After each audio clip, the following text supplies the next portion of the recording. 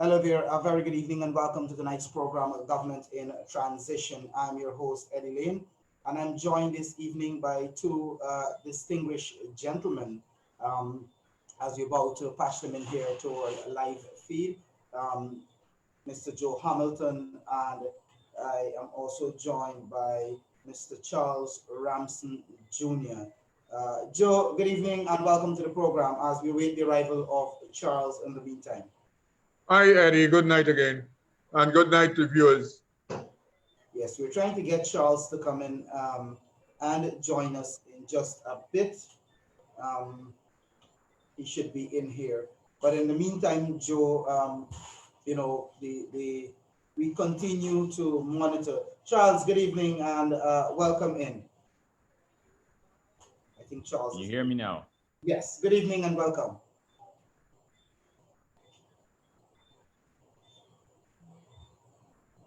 I think. Okay, he's gonna be back in. But Joe, let's get right into this.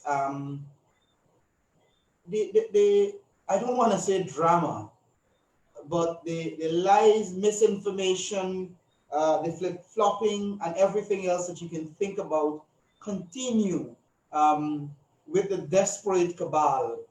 You know, at one, and I said this last night in one of the programs that at one after the elections on March 2nd, about March 3rd, uh, maybe March 4th, the coalition was shouting, "We won." March 5th, they used the Mango fraudulent declaration and they claim victory. Then they claim victory again on March 16th. They maintained that before the recount started. When the recount started and the real numbers were being exposed to show that the People's Progressive Party Civic won the elections, then they began to claim the elections were fraudulent and all sorts of things. And they start with their quote unquote irregularities, which they have not provided any evidence for. Then they changed from that. They went um, when the Lowenfield made his fraudulent his attempt at fraudulently present numbers, they claimed victory again. Then they claim they lost. They're claiming victory again. Um, could you explain this? Could you explain this to the people of Guyana? I think it is said that liars always have to make up lies when they're caught in a lie they told before. For us, we have been consistent from day one that we won these elections. We have not had to change our conversation regarding the March 2nd, 2020 elections. We have said since about the 4th of March that we won by over 15,000 votes. And up to this moment, that is consistent, and the recount proved that we were correct, that our statement of polls were accurate, and they were statements of poll made available to us, given to our agents via um, GCOM. So what they're doing, and I suspect, Eddie, based on what has happened in the last 24 hours, apparently there's a recognition that all the lies they're telling via the media and via social media is not catching on. So they have determined that they will go personally to the villages. And David Patterson, I'm told, went to Essequibo Coast today, and all the pictures suggest that the people rejected him and tell him go to hell because they did not turn out to listen to the lies. A set was to go to Region 3, and again, the people did not turn out to listen to their lies. Amna Ali has gone, she went to Region 5. Again, people didn't turn out. So she resorted to driving through the villages using a loud ailer and distributing pamphlets and flyers with the latest low and feel numbers, and so you see the desperation that has stepped in because there's a recognition that time is running out on them and no one is supporting them in their fraud and the lies that they are attempting to say to the Guyanese people. The Guyanese people are smart enough and they are aware, even the supporters of APNU AFC, that their party lost the elections. And senior functionaries in the party, members who were in government, they have already conceded that they lost the election. So this new conversation based on law and feel, last set of fiction will not work because the world is aware. All Guyana is aware, even those who are APNU supporters who fail to acknowledge it, that the People's Progressive Party Civic won the elections held on March 2nd, 2020. Charles, I'm going to bring you in here. Welcome to the program, by the way. I see you had some challenges there earlier, but I'm bringing you in here. We were talking about this new campaign on those fraudulent and fictitious numbers that Lowenfield presented in his report to the commission, and the coalition now fanning out across the country, ringing bells and on loud hailers, lying to people about a victory. This is nothing short of a desperate group of people, a very small group, by the way, who are hell-bent on misleading the people of this country and more so misleading their supporters.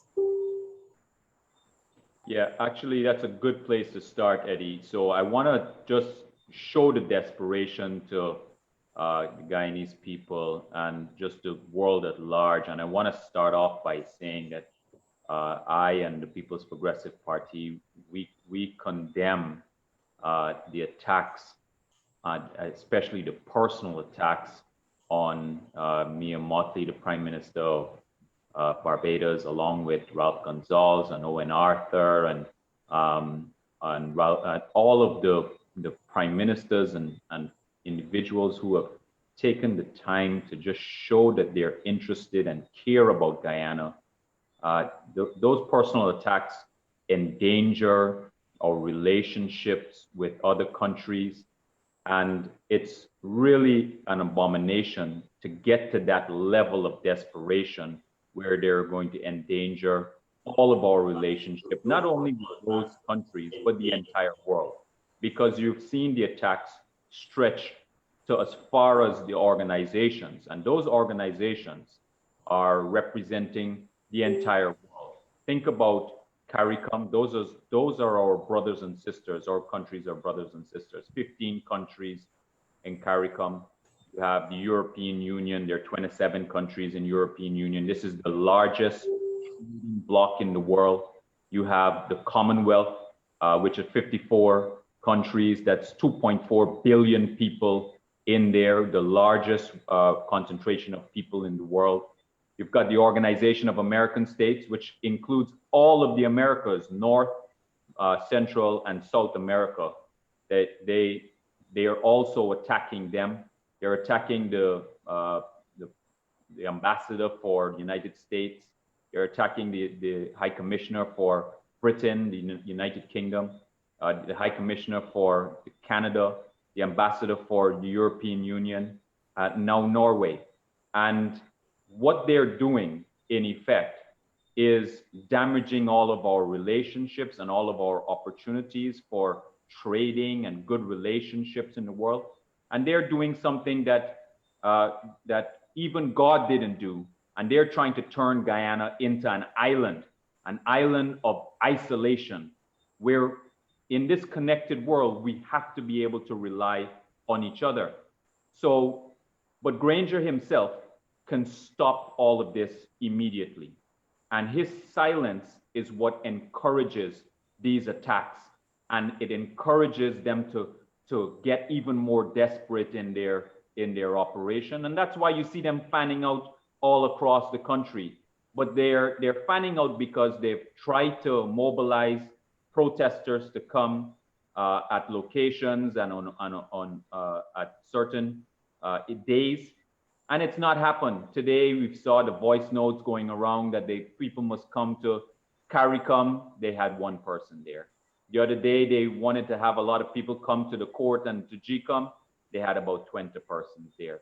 In Linden, where 20,000 persons would have voted for the APNU AFC, they had about 12 persons who protested in Linden. So this attempt here to go across the country, you notice as well though, Eddie, is that they're not using their own vehicles. They're not putting their hands in their pockets and pay for that gas and pay for the individuals. They're relying on the state machinery and the state resources to have this campaign, because they realize that, as you said and as Joe said, they're coming to an end. Their life in government is coming to an end, even though we're going to have to wring power from them, and we are going to do it. Make no mistake, the People's Progressive Party and everyone here who is supporting democracy, not only in Guyana and all across the world, no one is going to allow this dictatorship to stand and destroy us as it did before. Because many times, a lot of times there's a criticism about 54 years of independence, leaving out a big chunk of that 28 consecutive years of dictatorship where we didn't have a democracy. And what was the result? We ended up as the poorest country in the Western Hemisphere. We cannot allow that to happen, and we will not allow that to happen.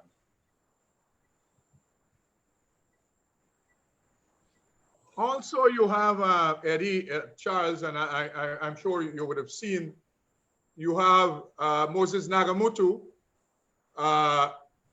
with his asininity trying to suggest that is what it is, some big geopolitical move of the United States. That is the reason why they are interfering, as he says, and supporting the People's Progressive Party Civic, because their intention, apparently he's saying, is to use Guyana as a launch pad to force Maduro government out of power. So they can't make up their minds. Now Nagamutu is saying that we are in this strange alliance with the US to force Maduro out of power. The dossier that Arman and Patterson signed on to, they said that we are allies of Venezuela and Iran, not Iran, Venezuela and China and Iran, yes, and we are anti-Americans and anti-West. So, I mean, apparently they don't have the same notes, because one time we are aligned with America and the rest to get rid of Maduro, if you follow Nagamutu. And the dossier that they sent up to US to lobby the US, they says that we are partners with China, Iran, and Venezuela, and we are anti-American and anti-West. And I note Nagamutu, again, in his foolishness, he says that the Americans should be careful because the People's Progressive Party Civic is a Marxist, Leninist, communist party. I mean, I haven't heard the word communism and I don't know when.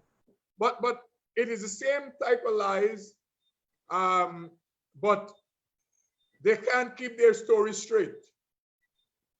So he has now, put forward some grand geopolitical strategic plan that the United States, they have, and that's why they're supporting us. The fact is, all the governments and the organizations, they're supporting our position, because our position, it is aligned with them. One, because they have the evidence that we won the March 2nd elections.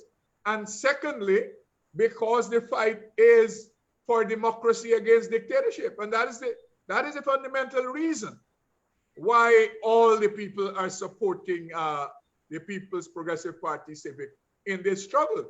The struggle is a struggle against people who want to establish a dictatorship, people who lost elections and who want to hold on to power.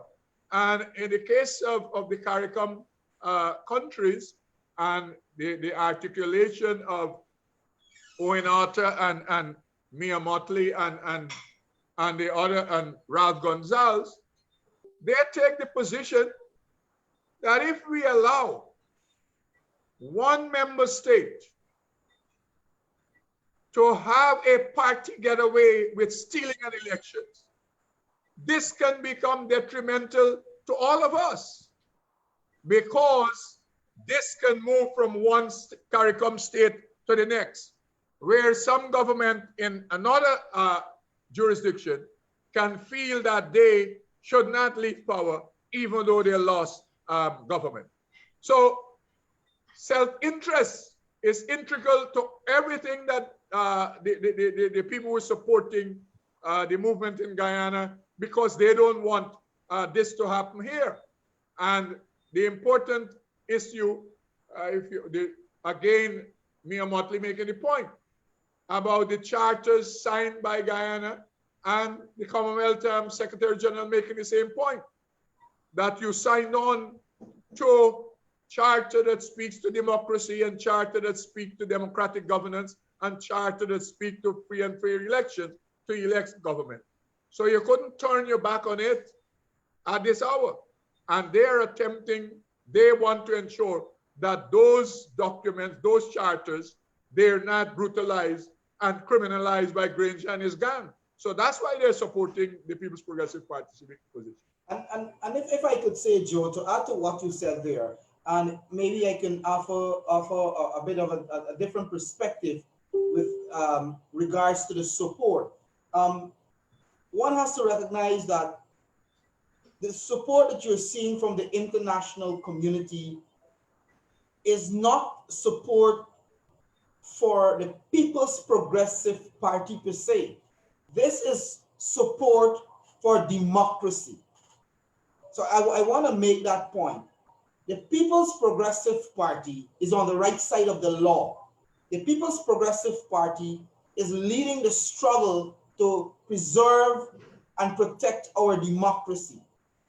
So this is not the US, the UK, Canada, the Commonwealth, CARICOM deciding for some reason or the other because there is some sinister plot to unseat Granger when he has lost the seat already, or some sinister plot to install a PPPC government by any fraudulent or undemocratic means. This is a case where Granger and his gang trying to hijack the democracy in this country, trying to force their way onto the people to form a government. The world is standing on the side of democracy, the side that the PPP and all the new political parties are on. And that's the reality. So APNU would want to make this a PPP and the world versus APNU AFC. It is not. It is democracy and good versus dictators and evil. And that is what we have simply. Charles. Yeah, I agree, Eddie. But one of the things that I want to pick up on what Joe said a moment ago about what Nagamutu and his asininity is selling to the people out there, hoping that somebody buys it, is that the Organization of American States also speaks on behalf of Venezuela. Venezuela is a member of the Organization of Venezuela of American States. So when the Organization of American States says that they have an obligation to promote democracy and the rule of law and those types of values, it is because everyone has signed on to that. They cannot ignore what is happening. And if the AP and UAFC think for one moment that all of these organizations will, and these countries, which we have some very powerful neighbors. just so that we're clear. And I don't mean neighbors to the left of us or to the right of us. I mean across just north of us, the United States of America. The United States of America is the most powerful country in the world.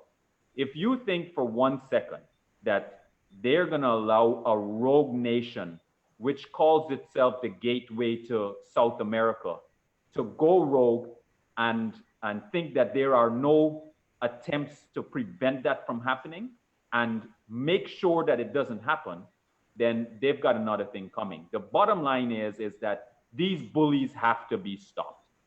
Our country and the people of our country, the lives are now at stake, of future generations are at stake. And I could never forget some of the most vivid memories that I've had when I was growing up, when we would go by 2 weeks without electricity, where we would have to dig holes for water. This country has moved in leaps and bounds. I remember when there would be people who would die from cholera, Joe and Eddie, people would die from scurvy and rickets, things that we don't even hear about anymore because this country has advanced so much under extremely difficult circumstances, being bankrupt. Now they've bankrupted the country again, and now they're using their last days in office to rape the treasury, to bleed it dry. You've saw some of the huge scandals that have come out over the last few days, where huge tracts of land have been given out to their friends and their cronies and their financiers because they've overpromised and they promised that they were going to be able to succeed in rigging the election. And I want us to be clear about something, because I want to take us on to Lowenfield, Eddie, because we were on to what the APNU AFC were doing for a very long time. And in particular, what Lowenfield was doing for a very long time. And it's only now that people are getting to see the revelation of his actions and how bad and desperate he is and was for the APNU AFC to getting them back into power. We knew about that secret meeting at Brandsville. In fact, we had the recording. It was shared all over the internet. And we also knew that some of his own friends, when he had a party at Charles Series' birthday, and he went there and he had a drink, and they came and told us exactly what he said and exactly what his plans were. Some of the people who he believed that he could trust, because they don't believe in the rigging of elections, and they also wanted to get rid of Granger and his cabal. So we have information right now that's coming out of Congress Place. So when they believe that they're operating in this vacuum and they can continue their plans and just bully their way into power, it will never happen. The People's Progressive Party has been fighting for Guyana and for the rights of Guyanese and to preserve our democracy from the beginning of time, but definitely aggressively once again when APNU AFC came into power. You remember when they tried to install this in a unilaterally unconstitutional breach of the Constitution, Justice Patterson. And we had to fight that to get him removed. Had we not removed him, this election wouldn't have even happened in 2020. Let alone, leaving aside the free and fairness, the possibility of free and fairness, the election wouldn't have even happened in 2020. It would have taken 2 years before we completed the entire house-to-house registration scenario. So we've been fighting for this for a long time, and we're not running out of energy. And I want all of the Guyanese people to know that I know that at times it becomes frustrating. And I know that sometimes you become angry and fed up and tired because they're dragging out this process so long, and we're seeing all the revelations and the corruption that's happening in the process. But don't get tired. We're not getting tired. Don't get frustrated. We never said it was going to be quick. We're going to have to wring this power out of them, and we are going to do it. Before you come in here, Joe, and I want us to go back a little to the whole issue of the desperation, this thirst for power. You know, by all means, from the APNU AFC, they are willing to ignore the will of the people. It's simple as that. They are saying to this nation, we don't care how you vote, how you voted in those elections. We don't care. We have to run this country. That is what they are saying essentially. Because as one former prime minister put it, it takes a very, very courageous mind. And I think Lowenfield is that courageous mind now. Who thinks that he can go openly, publicly, in front of the world and look at you and try to change numbers in favor of the coalition? So it's a clear case where they don't care about your votes. You know, they decided, look, we want power. So what they do, when the world recognizes that you have a bunch of thieves who are willing to thief an election, by all means, they stood up. And as leaders, organizations around the world stand up to them to say, it don't work like this. The will of the people must be respected. The people voted on March 2nd. Whether Granger and his gang like it or not, 15,416 persons more voted for the PPP. They have to live with that. They don't want to, but they have to live with that. The world is standing up to them to say democracy must prevail. What are they doing in response? They start the attacks. They start the attacks. So they first attack the diplomats. Huh? They first started with the diplomats at oh yes, at Ashman's building. Ashman's building. Then they moved from that. They went after former Prime Minister Bruce Golding. They went after former Prime Minister Owen Arthur. They went after the U.S. Secretary of State. They went after the Assistant Secretary of State. They went after the bipartisan Congress men. They went after Prime Minister Mia Mottley. They went after Prime Minister Ralph Gonsalves. They went after every single person. And I want to ask the supporters of this coalition, you know, is everybody else in the world wrong? And Granger, who is dishonest and has absolutely no integrity.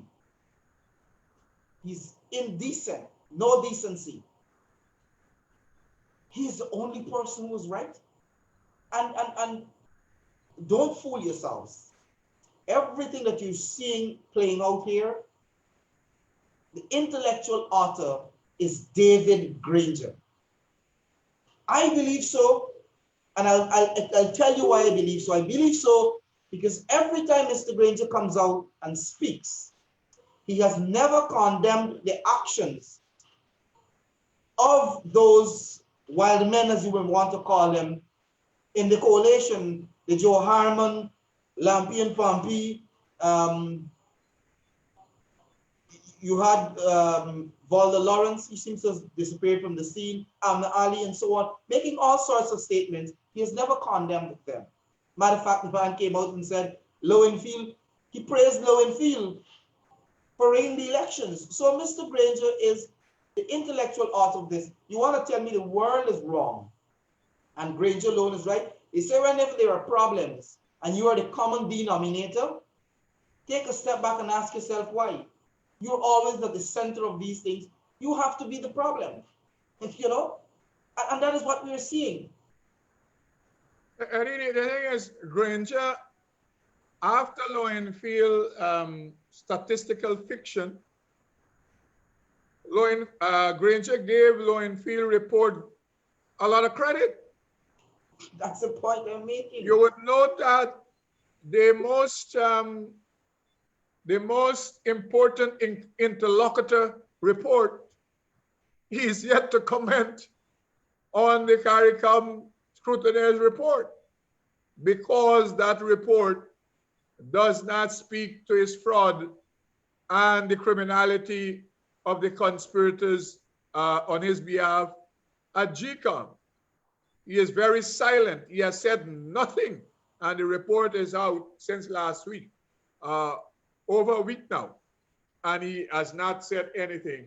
But he was able, when he invited his selective media, to say that the chief executive officer report is fantastic.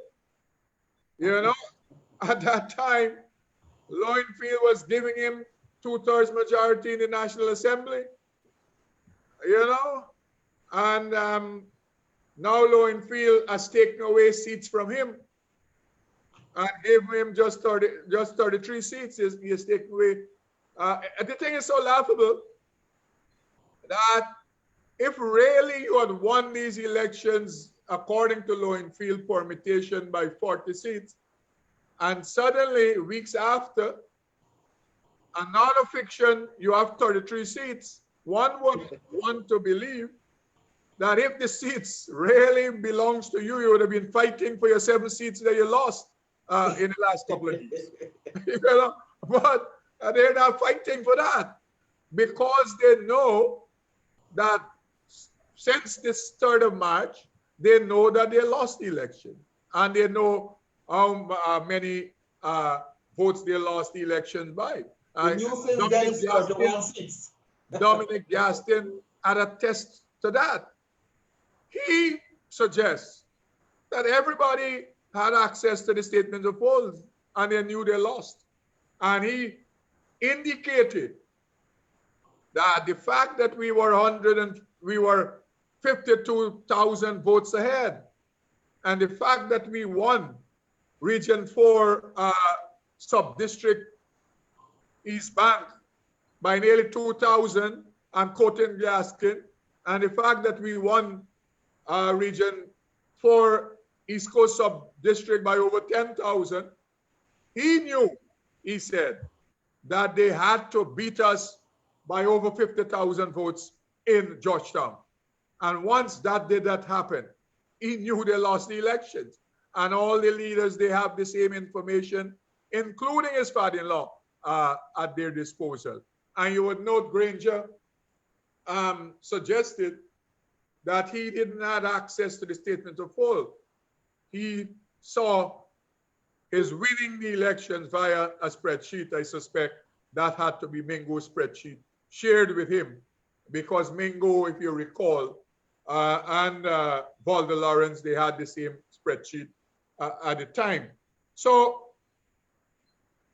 they have moved from, and Charles mentioned, I think Eddie also, they have moved from winning, they have moved from not winning or fraudulent elections, they have moved from that to let us annul the elections and do it over.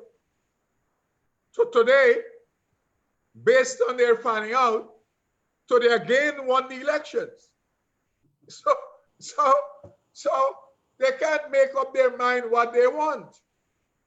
You want it, or you want it to be annulled. Up to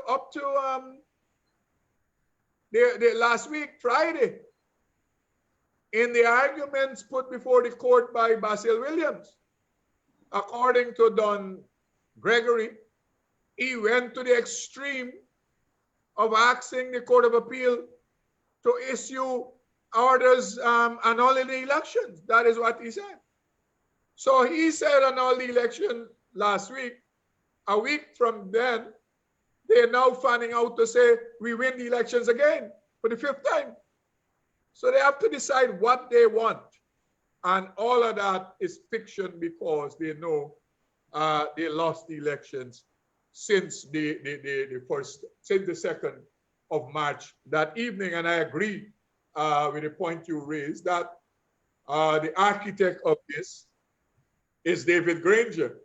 And he outlined his project, and Charles touched on it, about installing partisan. That was part of the project.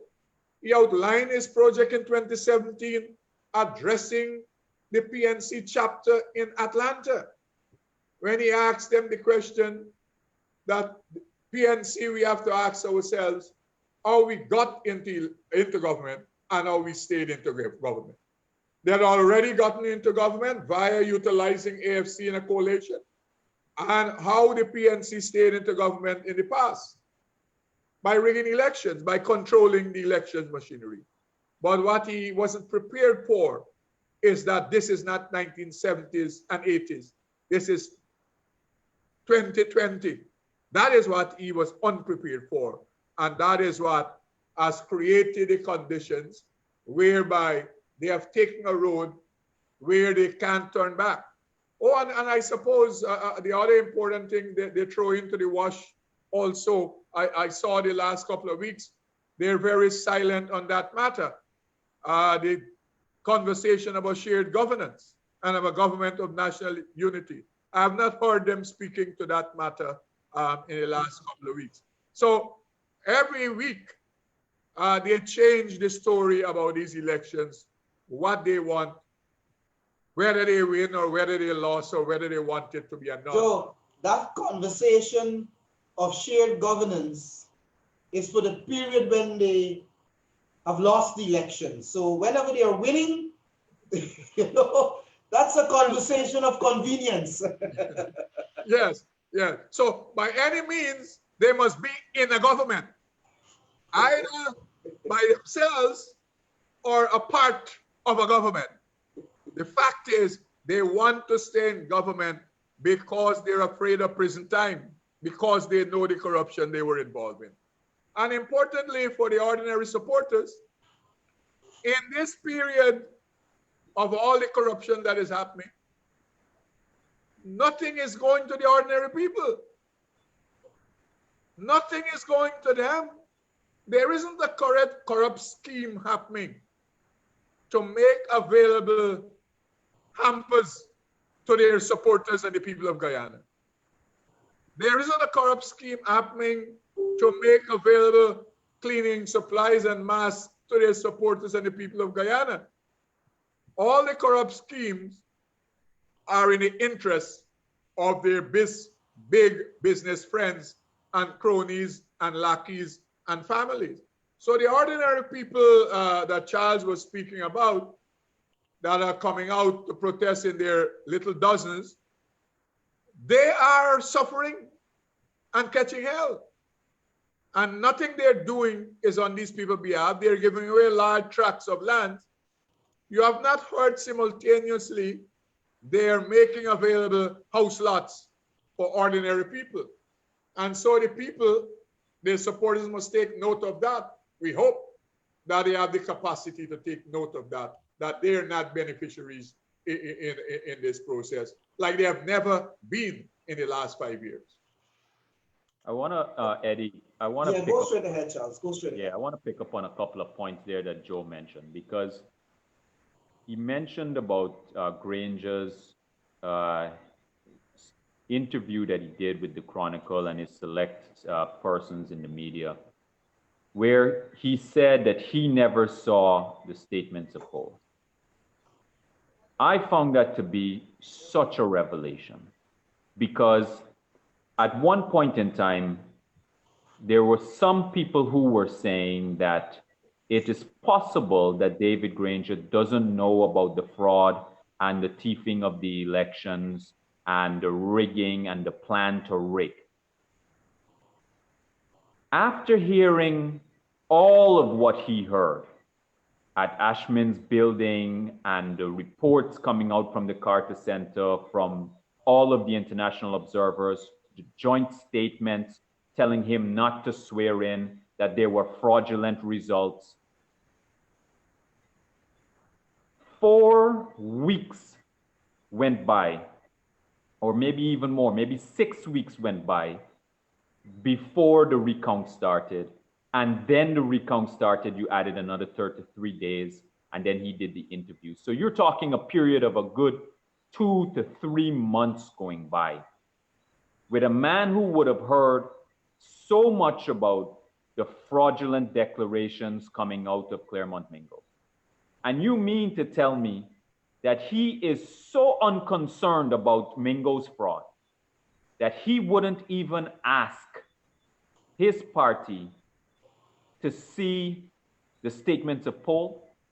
He is cheerfully unconcerned about the fraud emanating from Claremont Mingo's declaration, but at the same time willing to speak about the unsubstantiated alleged fraud coming out of the APNU-AFC. That says to me that you're dealing with a criminal mind here, a mind that is totally aware of the plan to rig the election. And we could take a step back. You remember when after we won that case to have Justice Patterson removed from the office of chairperson of GCOM.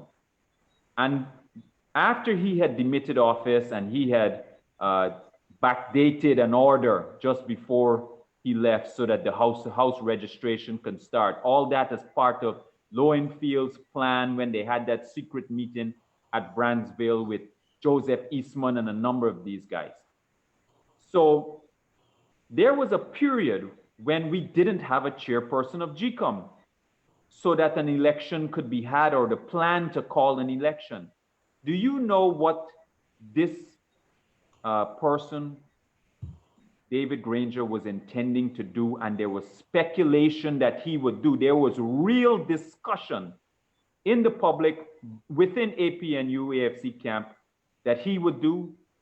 He would submit a list of names to himself from which he would select a chairperson for himself. This is the reality of what we were facing back then to battle this entire rigging operation.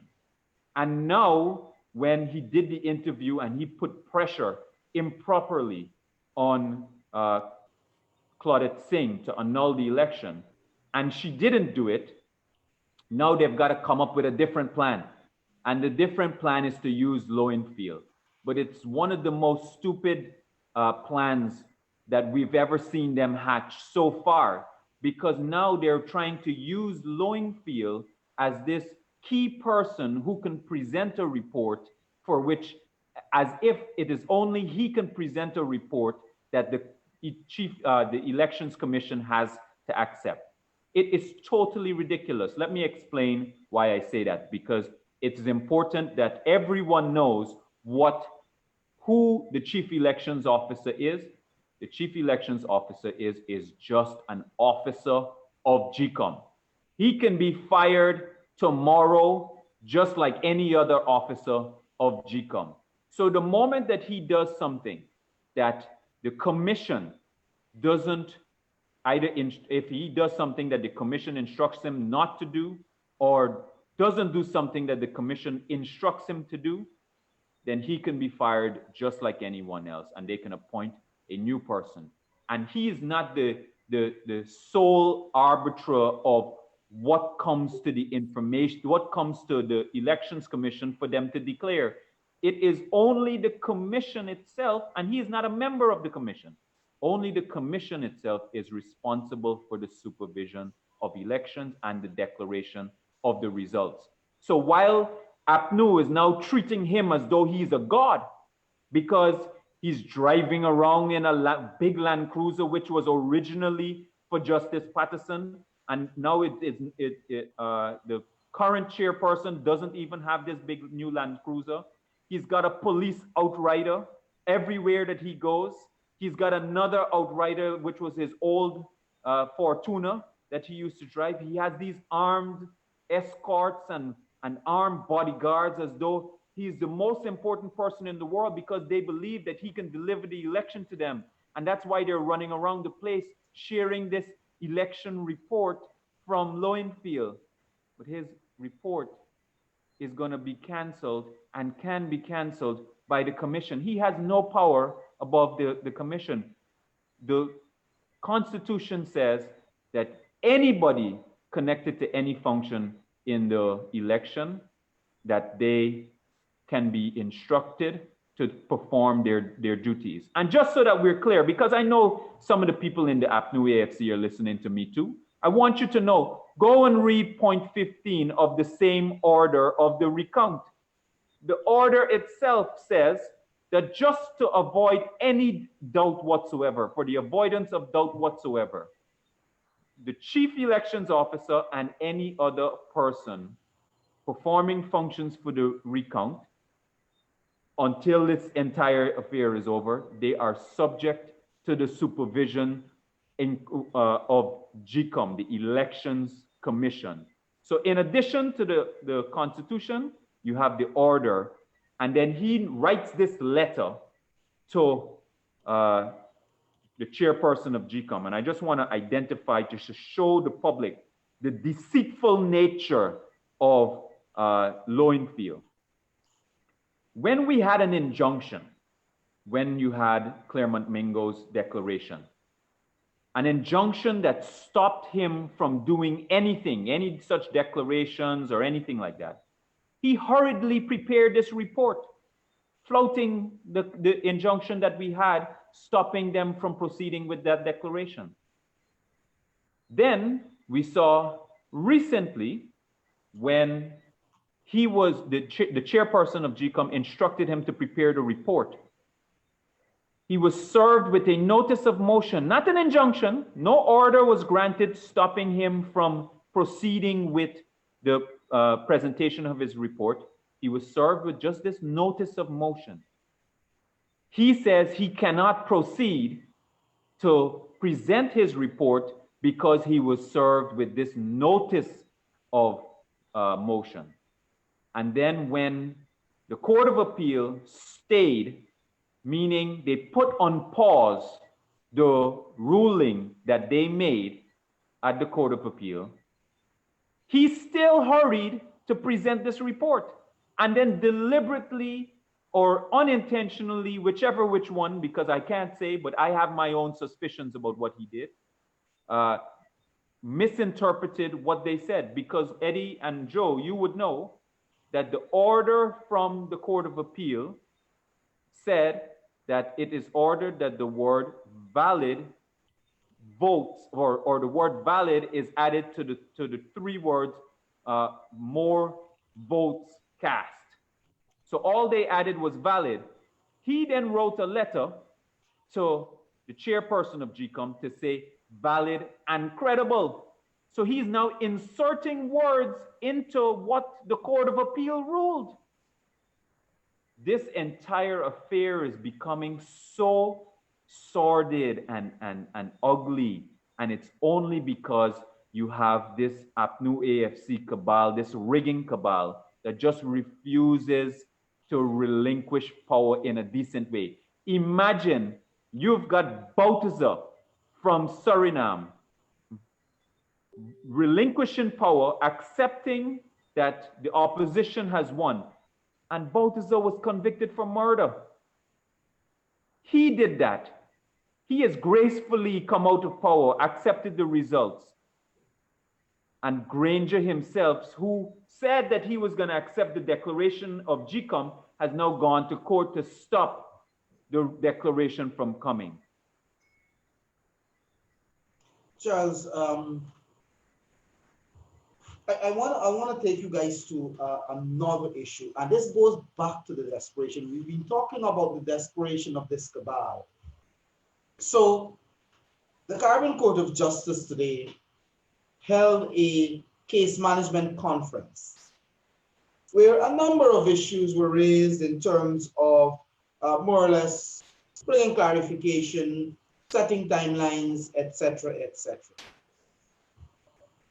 These people are so desperate to make a point that a proposal was put to Justice Saunders with regards to Lowenfield's actions, to somehow ensure that Lowenfield does not, while the matter is being heard by the court, do anything that will prejudice the outcome of the matter.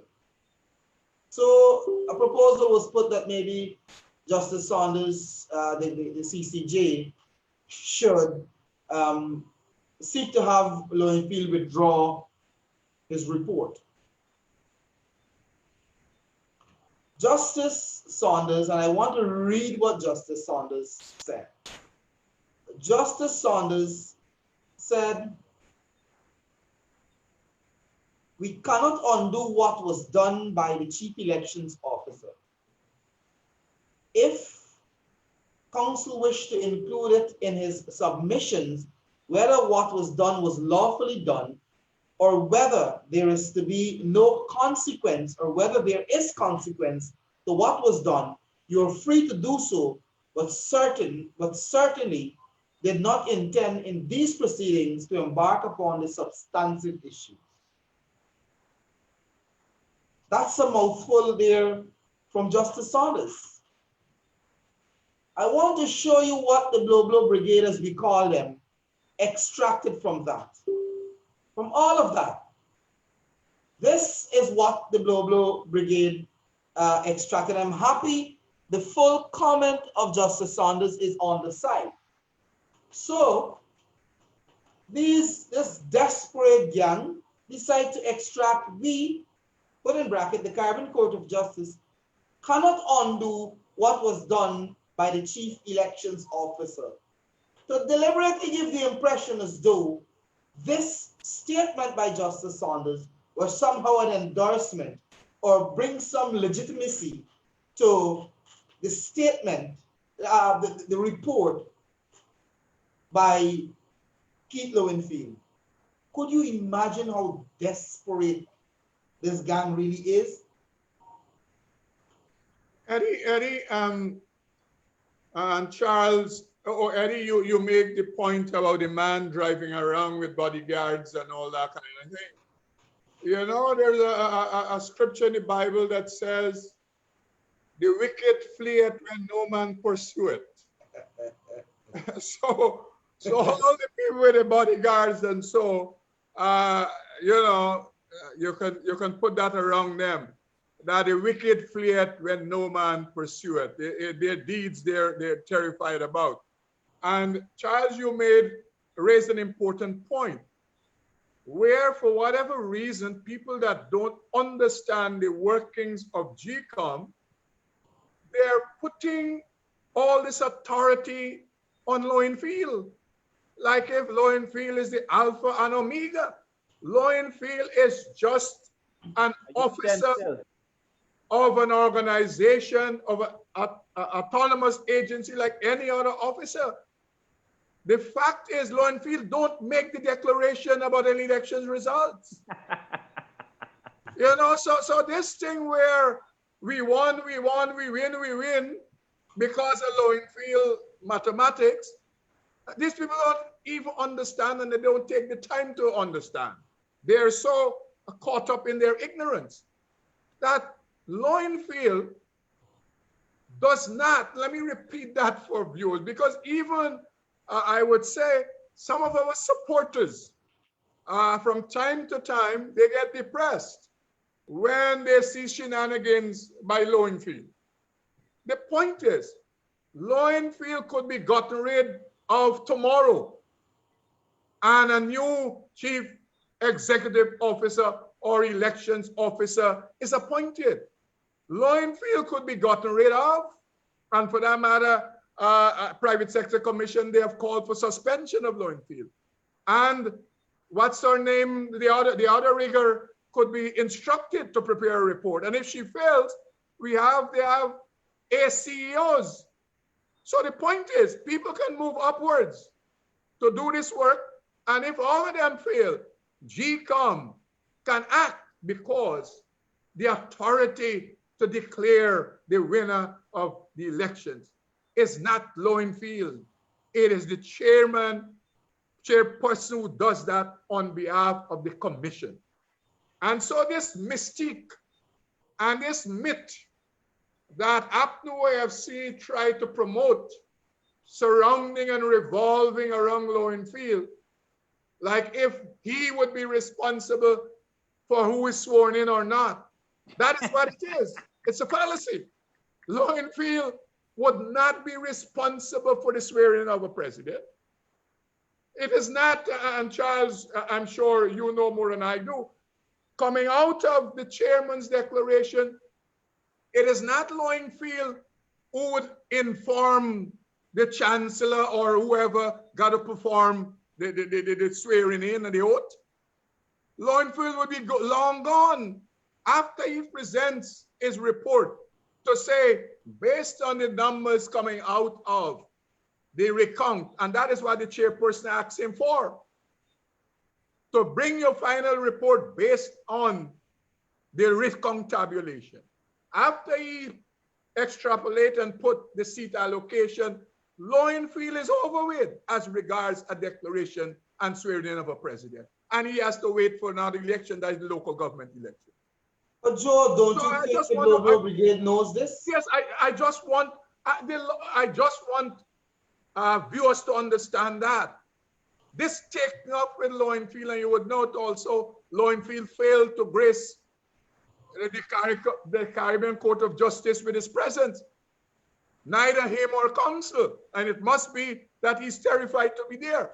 Because you know, the last time around, Charles, and you would know more than I do, he had the famous, what the man named, the man was so much a dodo that his name even can't come to me. Marcus is the name. Marcus.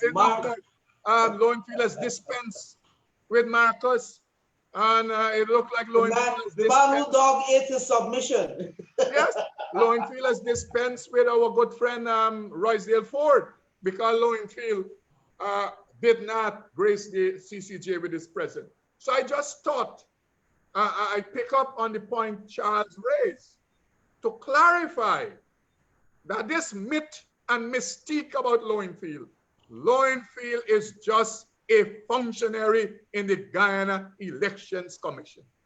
He doesn't even authority have any... at the Guyana Elections Commission is the chairman and the commissioners.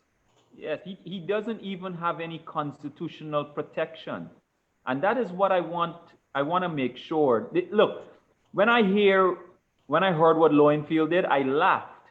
Because at no point in time, first of all, did we not contemplate this. We knew this was coming a long time ago, right? Because a lot of information is being fed to us on a daily basis all over the place, from all over the place. So we knew this was coming. And at no point in time did I ever get any bit concerned, or any one of us became bit concerned. We just laughed at this because this is the most silly attempt at trying to disenfranchise a third of the voting population and attempt to swear in Granger, who incidentally has not only praised him before, but on the page of the AP and UAFC, despite the ruling at the moment of the CCJ that says that everything must remain as the status quo, meaning no declaration should be made, no meeting held by GCOM, etc. They put on his page, on APNU's page, on Sandra Granger's page, on AP and on AFC page, swear in Granger now. This man that says he has so much respect for the courts, so much respect for the Constitution, and he wants to flout not only the Constitution, but also now the court order. Now, going back to Lowenfield, because I think that we got to be clear, and I don't want any of our viewers to labor under any misapprehension or worry that Lowenfield will determine this election. The rig is over at Congress Place. Just make sure that you know that we can read the order just as you can. And I don't even need to speak to the Blow Brigade, Eddie, because the Blow Brigade are going to be blowing and dancing and partying regardless of what happens. Okay, regardless of what happens, they're going to be dancing and partying because that's what their sole motive and intention to do. Even when the other day when the recount was over, some of them were partying even though the recount shows that we have the most votes. So there's some of them that their intention is just a party.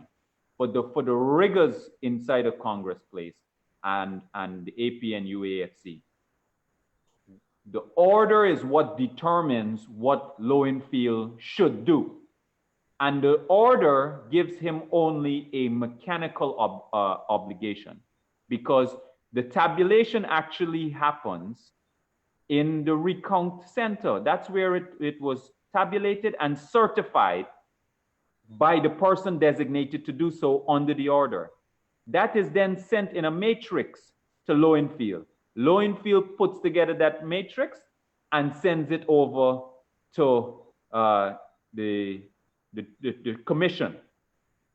When the chairperson of GCOM made the decision, because you saw they made this fervent attempt to tell the commission and to the rest of the world and Guyana and Guyanese people that they must annul this election. It came none other than President Granger himself, caretaker, interim, and hopefully no longer President Granger himself, that he wanted this election annulled. Then the day of, you saw the prime ministerial candidate, Kamraj Ramson, put it big in the newspapers, the election should be annulled. They go and tell all of their followers all over the place that the election should be annulled.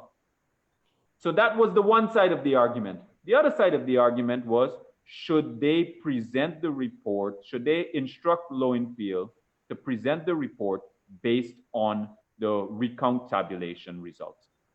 And the chairperson of GCOM not only made the decision to say that Lowenfield must present his report based on the tabulated results of the recount, but she also gave a written ruling, a written instruction to do so.